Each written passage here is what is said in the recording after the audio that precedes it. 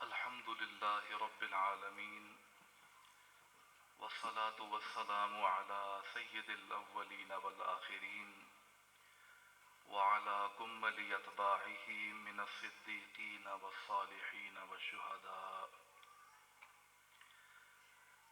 أما بعد فأعوذ بالله من الشيطان الرجيم. بسم الله الرحمن الرحيم. الله يختص برحمته من يشاء.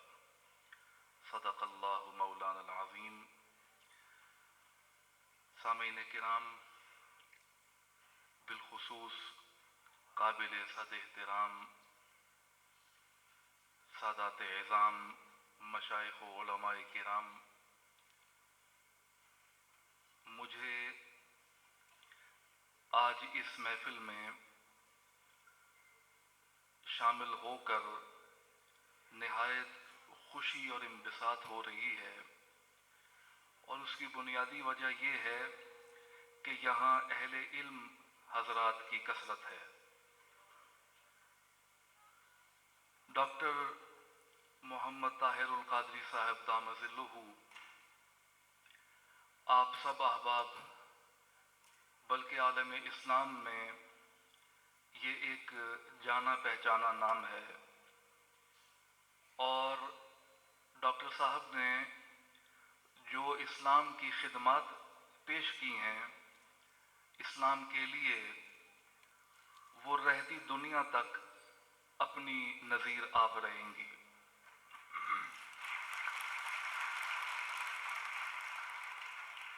میں یہ سمجھتا ہوں کہ اللہ تعالی اپنے بندوں میں سے کسی خاص بندے کو چن لیتا ہے جس سے اس نے کوئی کام لینا ہو.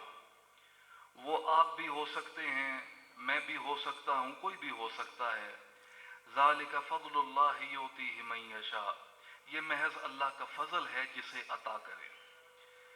تو اللہ تبارک و تعالی نے ڈاکٹر محمد طاہر القادری صاحب دام اللہ ظلہ کو چن لیا ہے اپنے دین کے تحفظ کے لیے. تحفظ تو اللہ کرتا ہے، لیکن اللہ اسباب پیدا کرتا ہے کہ اس سبب سے لوگوں کو ہدایت ملتی ہے. آج جن کتب کی تقریب رونمائی ہے، میں وثوق کے ساتھ کہہ سکتا ہوں، ہر چند کہ میں نے ابھی انہیں مطالعہ نہیں کیا، لیکن طاہر القادری صاحب کی جتنی تصانیف میرے مطالعے سے گزری ہیں، ان سب کو پیش نظر رکھتے ہوئے میں یہ بات وثوق کے ساتھ کہہ سکتا ہوں کہ یہ نہایت مستند کتابیں ہیں.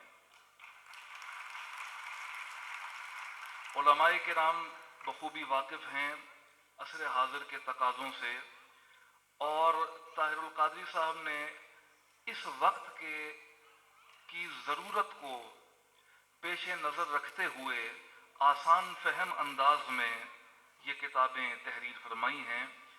علماء کرام، طالب علم حضرات جو مدارس میں پڑھتے ہیں، ان کے لیے بھی یہ گراں قدر خزانہ ہے. تفسیر کی جو کتاب ابھی میں دیکھ رہا تھا، الفتح الکبیر فی علوم التفسیر، میں سمجھتا ہوں کہ اگرچہ اصول تفسیر پر بہت سی کتابیں لکھی گئی ہیں، لیکن طاہر القادری صاحب نے یہ جو تفسیر لکھی ہے اس کے اصول بیان فرمائے ہیں. بالیقین ان میں بہت احسن و اکمل انداز میں اصول کو مبرہن کیا ہوگا،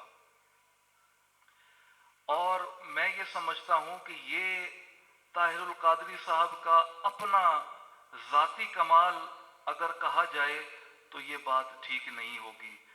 ذاتی کمال اس اعتبار سے کہا جائے کہ اللہ نے ان کو یہ توفیق عطا فرمائی، صلاحیتیں عطا فرمائیں کہ جن کو بروئے کار لاتے ہوئے انہوں نے اس میدان علم و عمل میں قدم رکھا اور آج اپنی نظیر آپ ہیں۔ ابھی مجھ سے پہلے جتنے علماء کرام فضلاء نے ڈاکٹر صاحب کی تعریف بیان کی، کچھ لوگ ایسے ہوتے ہیں جن کے لیے تعریف کے لیے الفاظ بھی کم ہو جاتے ہیں۔ طاہر القادری صاحب، اللہ انہیں عمر خضری عطا فرمائے، اہل سنت و جماعت کا ایک شاہکار ہیں، اہل سنت کا سرمایہ ہیں۔ جو کتابیں انہوں نے لکھی ہیں اور آئندہ بھی جو کچھ لکھیں گے، اللہ تعالی ہم سب کو ان سے مستفید ہونے کی توفیق عطا فرمائے۔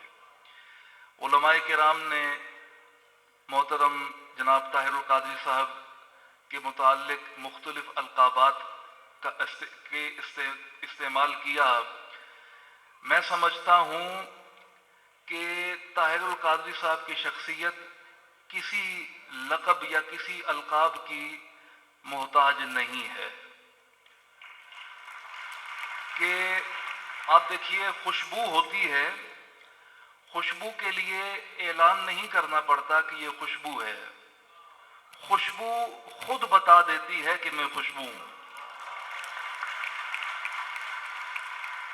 اور امام الامہ، شیخ الاسلام، یہ تمام القابات اپنی جانب ٹھیک ہیں، لیکن سب سے بڑا لقب جو میں سمجھتا ہوں طاہر القادری صاحب کو نصیب ہوا اور حقیقی معنوں میں نصیب ہوا، وہ القادری نسبت ہے۔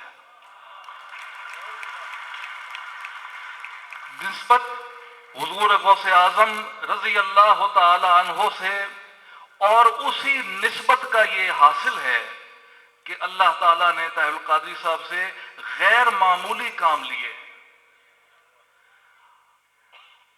اور اس کے بعد میں یہ سمجھتا ہوں کہ طاہر القادری صاحب کا جو عقیدت و محبت کا ہمارے آقا و مولا سیدنا محمد الرسول اللہ صلی اللہ تعالی علیہ وسلم، آپ کی اولاد پاک، آپ کے اصحاب، آپ کی ازواج، جتنے بھی یہ طبقات ہیں، ان کے ساتھ جو خلوص والا محبت و عقیدت کا تعلق ہے، اس نے ڈاکٹر طاہر القادری صاحب کی شخصیت کو مزید نمایاں کر دیا ہے۔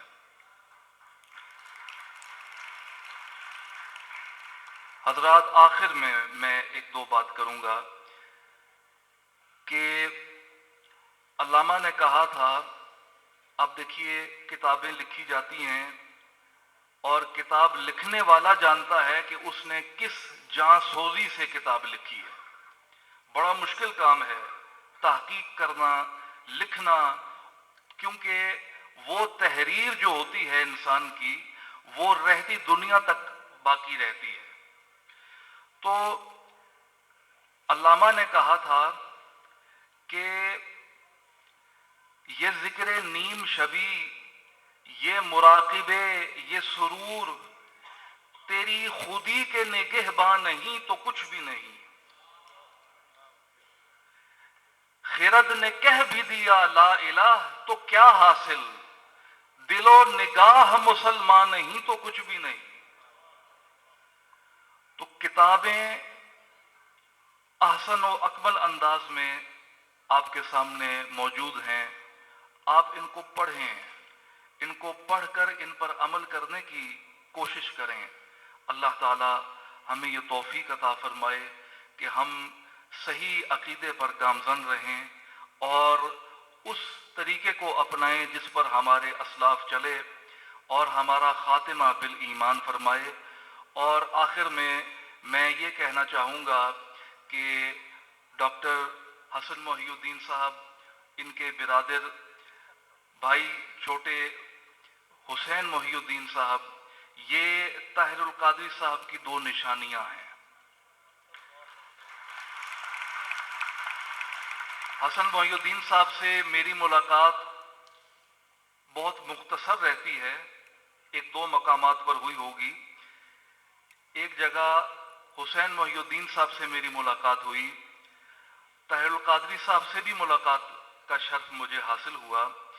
دربار شریف پر وہ آئے، میرے دادا جی حضرت سید شاہ عبد الحق گیلانی قدس سرہ العزیز سے ان کو جو محبت تھی یہ حضرات جانتے ہیں، اور میرے دادا سید شاہ عبد الحق گیلانی علیہ الرحمہ بھی طاہر القادری صاحب سے دلی محبت کرتے تھے۔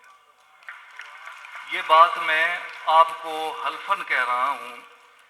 عموماً یہ ڈاکٹر صاحب بات آ گئی، اگر طویل نہیں ہو رہی بات، آخری بات کروں گا کہ ٹی وی پر مختلف لوگوں کے خطابات نشر ہوتے ہیں۔ میرے دادا جی علیہ رحمہ کسی طرف کبھی انہوں نے اتنی خاص توجہ نہیں کی۔